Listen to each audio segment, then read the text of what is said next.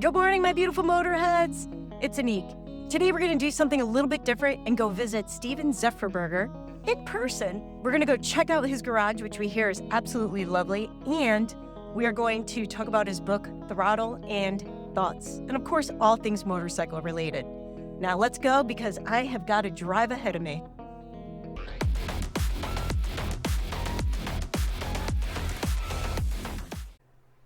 Hello, beautiful motorheads. Welcome to my garage. Hey, Steven, how's it going? Good, how are you? Good. Wow, this place is amazing.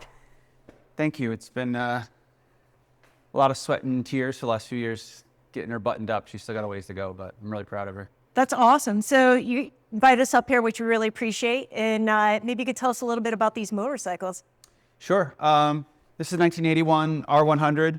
It's my first Airhead. Bought it from Max BMW down in Connecticut. It was in boxes, and a good friend of mine and I put it back together a few winters ago, and that really started my love of Airheads. Behind that, we have a 1983 R80 RT, which is my birth year motorcycle, and that's how I justified with my wife why I need another bike. She's been great to me this year, and you can read about her on Reveler's Common Tread. Oh yeah, that's right. You just did the article on it. Okay, yeah. Cool. Back there are some body panels for a project bike, which we'll talk about over there. This is my daily rider. It's a 2023 R1250 GSA. Takes me all over the East Coast. Goes to work everywhere. So that's your daily commuter? My daily commuter. Okay. In poor weather, otherwise I'm on the R80 most of the time. Okay. Yep. We should also say that you ride all year round. Yes, my goal was to ride through January this year. Usually I have a lull during the snowier months, but I'm close enough to my my new place of employment that I think I can make it work. So come talk to me in February. We'll see if I stuck to it. Oh, we will. So this is a 2003 Buell Ulysses. My uncle bought it new in 2003. He passed away a few years ago, and I was lucky enough to acquire it. So it's special to me for many reasons. It doesn't get a lot of miles, but I do absolutely love this machine, and I have written about Buells a lot. So you can check out my Substack, and if you want to read more about this bike and my uncle, or any other Buell that I've had. Oh, that's awesome. Yeah. This place is giving like major man cave vibes. Like I want to have a bourbon and smoke a cigar here. It was very important to me to have motorcycles and lounge space, because I draw a lot of inspirations from bikes, whether I'm writing or music or just vibing after a long day of work. I want to just hang out, and especially these cold months, like it's 10 degrees out right now while we're filming this, just to be with my bikes brings me peace. So this is a nice little area to allow that to happen. So I love it. Yeah. And then over here you got a little bit of a work area. Yep. So right now on the lift is a 1997 BMW R1100 RT. I was fortunate enough to acquire this in pieces for free off Facebook Marketplace. Like all good projects. Yes, and it's always easy. You can convince your wife to let you get a free motorcycle. It's easy. And now I have something to do in the wintertime. So putting a clutch on, struggling with it. I'm not a mechanic by any means, so this has been a very interesting project and a learning expedition, if you will. So I'm excited. This is going to be the winter bike. I don't think it's going to be on the road till summer at this point, but we'll see what happens. That's awesome. Yeah. The last bike we have here, this is my my daughter's TTR 50. Bought this for her when she was 6 or 7, and I had a Kawasaki 310. I have a lot of acreage out back, so we would go riding.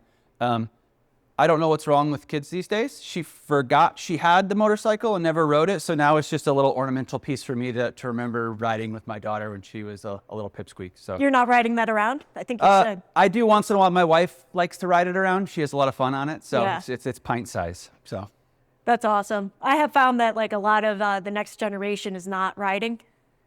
They are. I'm writing an article about that for the MOA, so really? Stay tuned for that. Okay, cool. Yeah. So what made you blow up your life? That's a complicated question. I like to start with the good ones. Yeah, well, I feel like it's sort of like snowballed. I spent my early years, I was very into the arts. I would write poetry. sing in bands. That was my original plan. I was going to be a rock star, and that didn't pan out. Then, that kind of took a backseat and kind of went full forward with the American dream and got a job and a career and a family and focused on that. And one day I woke up and realized I didn't want to do this anymore and I wanted out. And I think it was a little bit more methodical, and it took a little while for me to blow up my life, so to speak. Okay, so when all that was happening, was like, were you at a point where like you were unhappy with your job, or like what kind of precipitated this like change? I think or would you even call it a midlife crisis? I definitely call it a midlife crisis. Okay. For probably a bunch of different reasons, but I would say it was, I had achieved more than I ever thought I would in my career. And I was, an executive level in an industry that I was passionate about. But that came a lot of stress and a lot of other things that I don't think that I had considered. Perfect. And that was weighing on me, as well as this nagging desire to want to be artistic again and put my art out in the world. And at one point I realized I wanted to do something different. I wanted out of the industry that I was in, and I didn't know where that would go. I didn't know who would hire me. So I started a plan to be in motorcycles. And that's where Moto Reveler came along, was, hey, if I build this website, I put my photography up there, I put my writing up there, then I have some sort of legitimacy, I guess. Mm-hmm. And maybe somebody in the motorcycle industry would want to hire me. And that was my plan. That would be my exit strategy. If I could work around bikes and I could write and just be around the community that I fell in love with, I was going to be happy again. That was my plan. So you started riding as a kid, right? No, actually. So I've always been around motorcycles. My father rode, my grandfather rode. He was a big influence on me in my life. One of my fondest memories of my grandfather was he picked me up from school in his Harley Davidson Ultra Classic sidecar. Talk about being the coolest kid in the room. Yeah. When my grandpa pulls up, and he had his like a little handlebar mustache. So motorcycles are always part of my life. My uncle rode. I always wanted a motorcycle when I was younger. My grandfather told me to wait. He was just sort of like, Christmas story. You'll shoot your eye out, kid. Just wait till you're older. You're going to speed and get into an accident. And so I actually didn't start riding until I was about 25. I got my license, and then a few years later, I bought a bike, and then it just started to snowball from there. Wow. And when you were segueing into getting back into writing and riding, why write about motorcycles? I was writing a lot about existentialism and Buddhism and trying to find meaning in life. I think that was part of the restlessness of my career and just growing and wanting to do something different. Motorcycles were always a vessel for me to have those feelings, to have those exploratory thoughts. So I think it was just natural for me to merge the two together.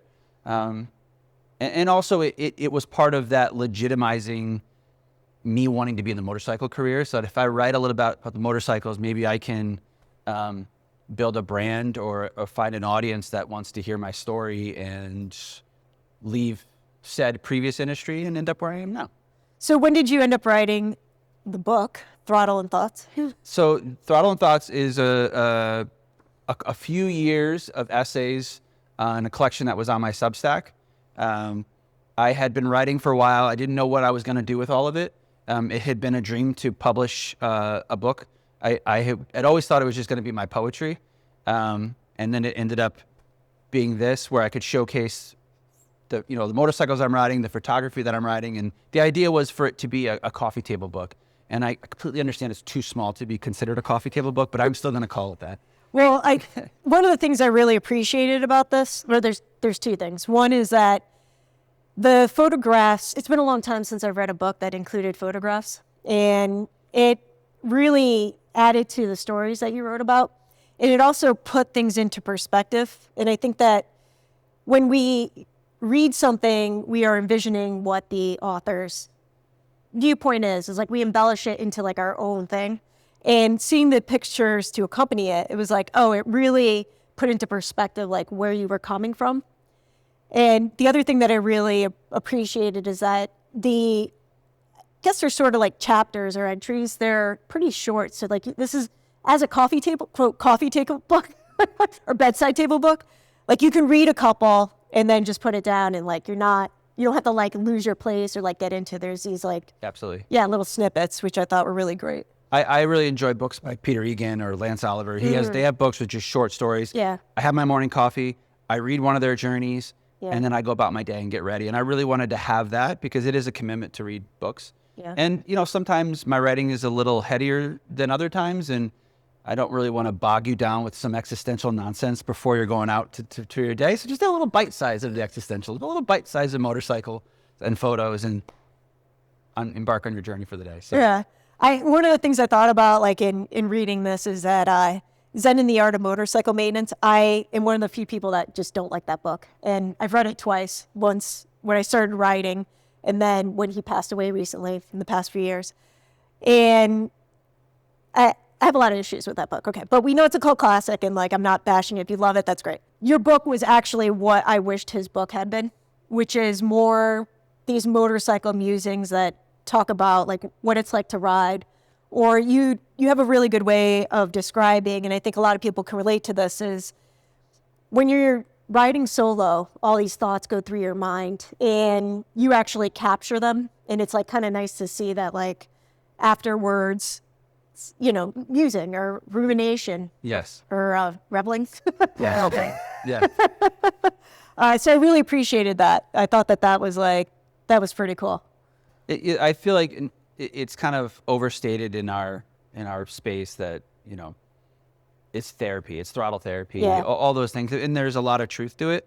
And for me, the solo riding, early morning, and just working through an issue that I'm dealing with in my personal life, or maybe it's my professional life, all of that comes out in that alone time in my brain. I have music playing in my headphones, whatever's going on, and I'm able to just come up with these thoughts.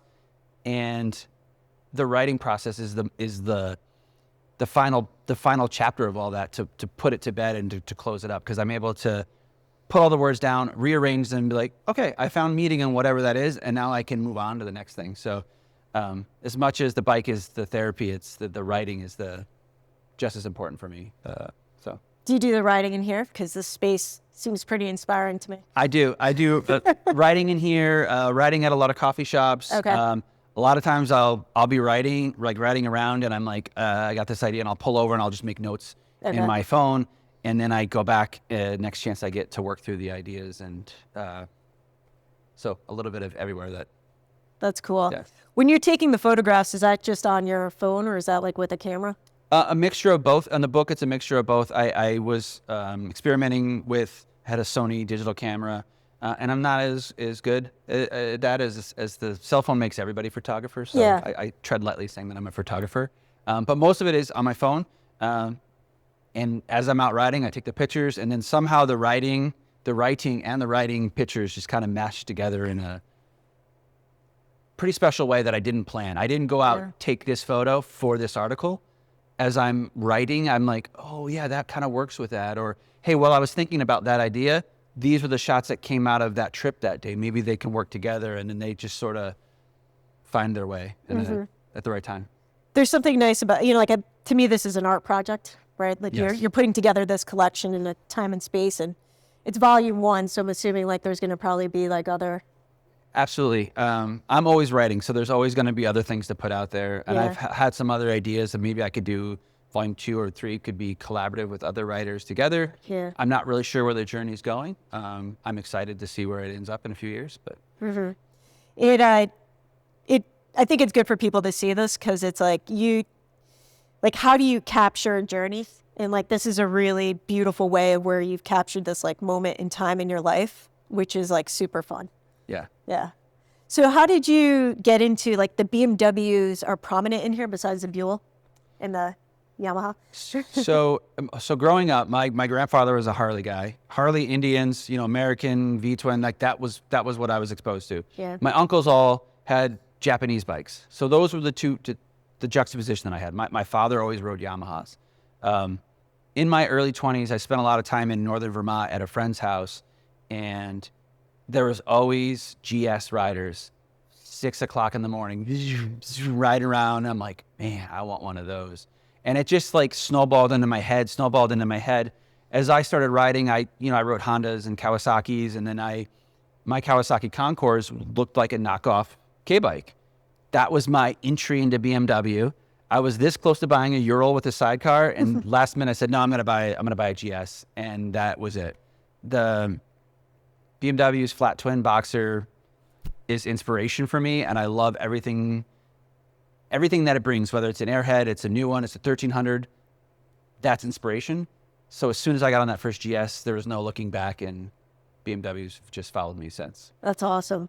And I ask everybody this, like, how many motorcycles do you own? Or are they all in here? Yes, all the motorcycles I own. So currently we're at 5. Okay. Yeah. You want to just list them off? I'm going to show them, but let's just... So we have a 1981 R100, okay. 1983 R80 RT, 2023 1250 GSA, 2003 Buell Lightning XB9S, and 1997 BMW R1100 RT, and then my daughter's little TTR 50, if you want to count that. You can count. I paid for it, so I think that. I think you can count that. You had talked about earlier that you had segued from working in corporate in a career. You still have a career, but you decided to change course. So did you end up getting a job in the motorcycle industry? I did, yeah. So I worked in logistics for almost 20 years in everything from operations to sales. I was a director of sales for a few different companies, director of operations, all while wanting to be in the motorcycle space. I was fortunate enough to land a job with Max BMW in their New York location, and it's been phenomenal. I've been there almost a year now, and it just solidified the longing and the want to be in that community. The customers are fantastic. Obviously, the bikes are fantastic, and my desk is surrounded by vintage and modern motorcycles. I mean, that's fantastic. So, so I did essentially land the dream job that I was hoping to get. So, and at a really good dealership, because I haven't been around, like I haven't ever heard anyone talk badly about Max's BMW, and some people will gripe about dealerships, but they have an excellent reputation. Absolutely. The first thing when I bought my first GS, I noticed when I walked in was the customer service was not like any other motorcycle dealer. Like, oh, these guys treat me with respect. Like there's a level of passion for riding that I think is maybe not tied exclusively to BMW, but there was something there that felt different from any of the other dealers that I'd been to, which also drew me to keep coming back. And I would just stop in there on my days off and say hi to the guys, and that snowballed a relationship with them that eventually became, where I'm working with all these guys that were an influence on me in many ways when I was just getting into BMWs. Yeah. I think that's you raise a good point there in that, when we want to make changes in life, like how do you network into finding the avenue to get your in? And it's funny that this is a good example of you had a passion and you just followed it wherever your interest went, and it landed you into talking to these guys. Absolutely. Yeah. It's I will say it's scary to essentially start over in middle of your life and be like, walk away from a career where essentially you have it all. People would have longed for the position that I had and been where I was at. But at the end of the day, there was just this nagging feeling that I wanted to do something else, and networking with people, not even realizing I was networking with them, was opened up this opportunity to be where I'm at now. So it's a more organic way of doing it. Yes. Yeah. And also it seems insurmountable. Like when you're in a situation you don't want to be, this is my personal experience. Sometimes it's hard to see beyond what you're immediately in unless you've got something else going on or something around you. Absolutely. Yeah. I think my leading a sales team for many years, we had to work through these things. Oh, you get your doors slammed in your face so many times when you're in sales. And then reminding that, hey, I'm coaching my team on how to be successful in the closed deals. All the while I'm doing a lot of those things in my personal life and my passions, and not even realizing that I am networking or that I am, prospecting a new career, all while it was just organically happening in the background. Mm-hmm. With sales, you get used to hearing no. Yes. I think a lot of people have not brought up that resiliency, because they're not taught to like keep going if you said no. Yes. It's almost like, as much as I didn't like sales for that reason, 'cause it can be soul crushing if you let it. You have to separate yourself from the art of sales, but also being an artist, that rejection kind of just comes, partly it's part of being an artist, but also I feel like that black sheep mentality is what drives a lot of artists to create, because they don't feel like they're part of the masses, so to speak. So I think maybe that's why I ended up in sales, or why I could handle sales the way that I did, or end up where I am now with a career change at my age. That's great. I think that'll be really inspiring for a lot of people because, again, it's hard to justify making a change when you have it so good. And would you be open to like sharing like some of the downsides of like making a change like that? Yeah, it doesn't go without sacrifices. That's for sure. Financial sacrifices. Obviously, there's the big one that everyone wants to know about, right? And I have a supportive wife and family that were with me on the journey, and they saw my mental health peak in valleys and what the job was doing to me. So when the opportunity came to make the change, it was a lot of pros, cons lists. What sacrifices am I willing to make? Is it worth it? And I can say now, in hindsight, it was worth it. Am I going to drive the newest, fanciest car? Right now, no. Maybe in 5 years, but it really put into perspective what was important, and having positive mental health and not being stressed out and just coming home and not being able to move off the couch because I'm just so burnt out. That feeling that I don't think that I even really could have imagined or visualized in the heat of the moment has paid for itself tenfold so far. And whatever sacrifices I'm making now doesn't feel like a sacrifice. I feel like I'm realigning what is important in my life so I can have a sustainable life with motorcycles and happiness that my family will be able to reap the benefits from. Well, I have to imagine it probably impacted your relationships. Absolutely. Walking away from an industry that I built, that I worked with a lot of people and a lot of mentors, it was hard for me just to be like, peace out, see ya. That was really hard for me because I value relationships. That's one reason I like the motorcycle community, because it's all relationships. Oh, yeah. So I went through a lot mentally trying to get over feelings that were hurt. My feelings were hurt. I hurt other people's feelings, trying to reinvent myself. So. It's not easy. It's a journey. That's what, It absolutely, and if you lead with honesty, you can't go wrong. And I'm honest to a fault, and I wear my feelings on a sleeve. I'm an elder millennial emo kid. It is what it is. There's no shame in any of that. And I feel like even some of the people that I left behind, I can reconnect with now, and they can see, oh, Steve, you did this thing that you talked about and we didn't think was even possible. Yeah. And maybe I can give them a little hope that, hey, I don't have to sit behind this desk forever, or I could pursue this passion project, and hey, maybe it's not my career, but maybe I can make something happen that I didn't think was possible. So yeah, I appreciate you sharing that, because it's a lot of people don't want to talk about those things. Yeah. It's all great, but it's life.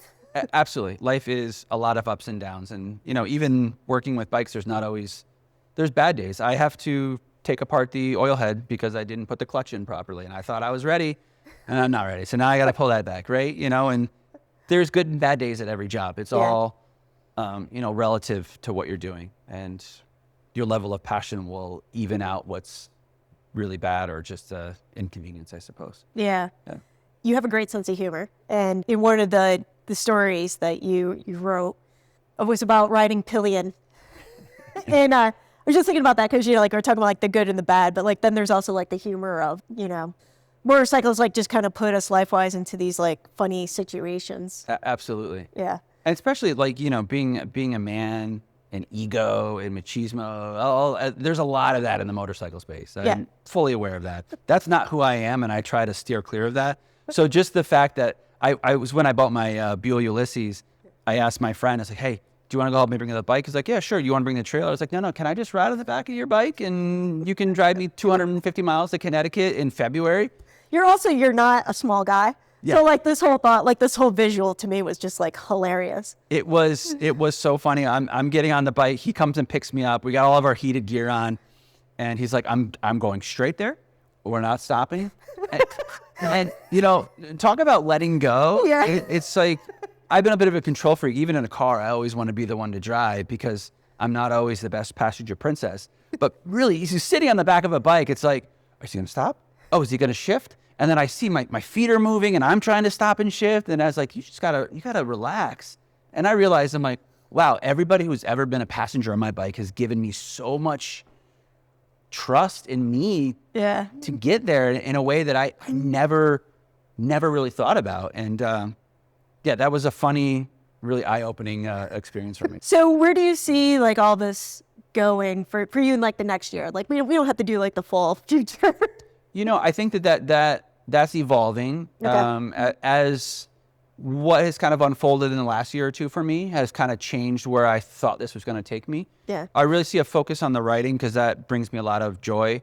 And so I really want to focus writing, getting the writing out to the avenues that I have, hoping to open new doors to other publications that would be interested in sharing that, and continuing doing what I'm doing.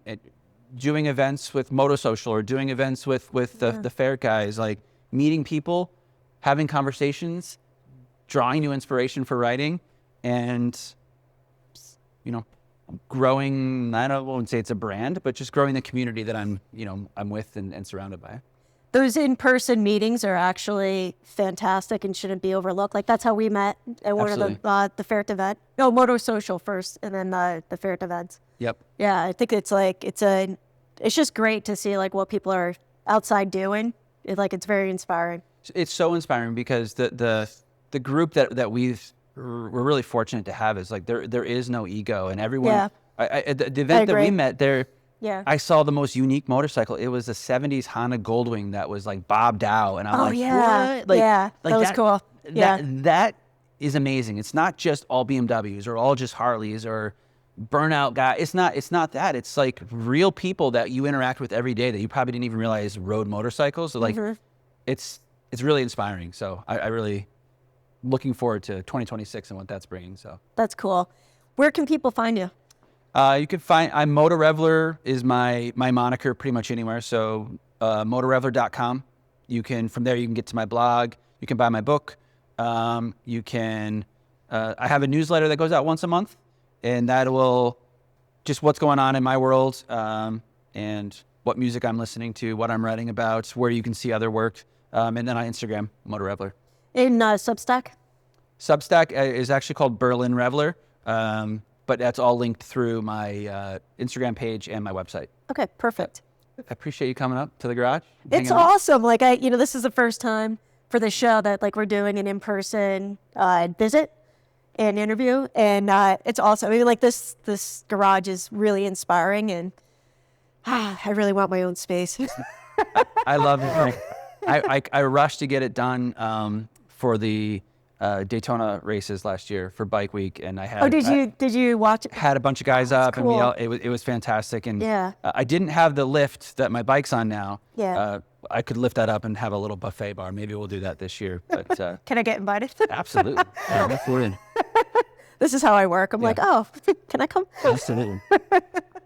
Well, I really appreciate it, and thank you so much. And to everybody else, ride smart. Ciao.